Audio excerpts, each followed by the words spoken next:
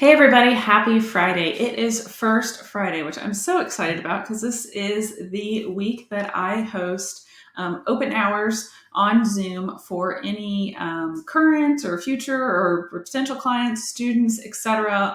Anyone that's enrolled in one of the courses to come on and join in the group and ask some questions about Profit First. And we had a student on the call today, and they were just there to listen, which is awesome, just to come and hear some real conversations about how we manage our businesses and how we do this whole thing, right, in the chiropractic profession. So if you missed today, then I would sure love to see you next month, December 3rd, and then first of the year, January 7th, First Friday. It's at 1 p.m. Central. So what questions did we answer today? I wanted to do a quick debrief for all of you that were not able to make it, but I did have quite a few questions that were submitted prior to getting started. So I'm going to run through these pretty quickly.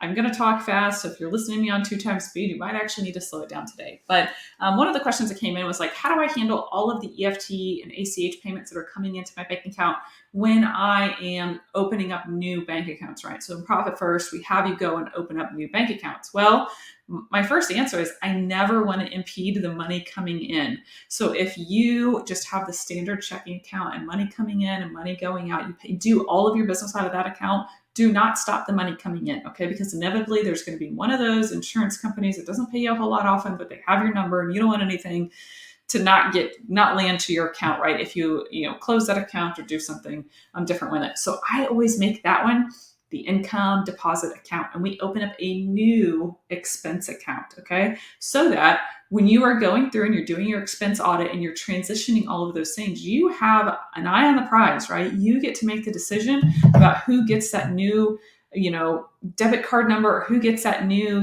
routing number and that account number to pull your money back out for the vendors that you pay to operate your business, okay? So very important there. And again, the other thing is that I work with clients to figure out what their baseline needs to be. So a lot of times, especially in this transitional period where we're implementing, I don't ever want you to bring things down to a true zero because we don't want to forget about anything and we don't want any accidents happening, right? So I usually come up with some other base, 2,000, 5,000, 10,000, depends on the size of your business. But we want to have a buffer there that we know that we can work with when we're trying to get all of our percentages tested outright, okay? When to use a credit card. I am a fan of having a business credit card for a couple of different reasons. There are, like points and airline miles and things like that, cash back that you can get access to. But we have to be careful with it because they have limits and they have spending limits that are probably more than what your operating expenses are per month, right?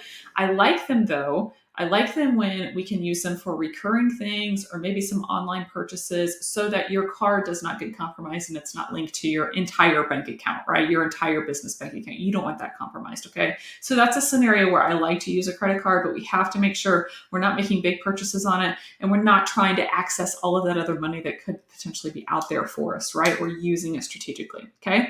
How do I estimate taxes? We're going to pull this number from your historical, and we're also going to look at what your CPA, when you work with your CPA, they'll come up with an estimated tax payment for you if you've had to pay in, okay, in years past.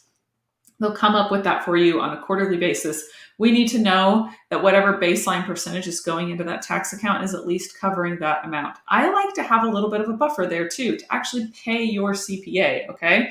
So you're most likely only going to be paying your CPA once a year. That fee can range anywhere from $500 to $3,000 for them to do tax prep for you. I like to at least know that there's a little bit of a buffer there that you can just pull that right out of that account as well.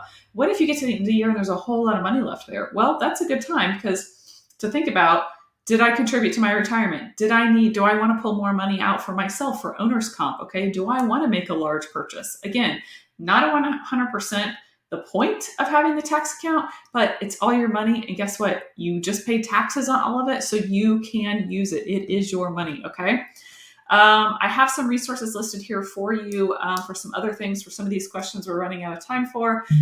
When's the right time to hire somebody? Again, if in doubt, open an account. Open an account and set aside 6 weeks worth of pay for that person. Start them off. If this is a grow with me position and they're comfortable with that, then tell them, this is going to be hourly rate. I will guarantee this many hours. And next quarter, we're looking at hitting these goals and then we're going to bring you on and, we'll do a review. We might pay you more money, or we might give you more hours. Like, if you're in a growth stage, your employees are going to appreciate just knowing that. And it's going to be much more of a beneficial relationship than you feeling like you're not getting paid because you just hired this person, right? So are they an income generator? There's my timer.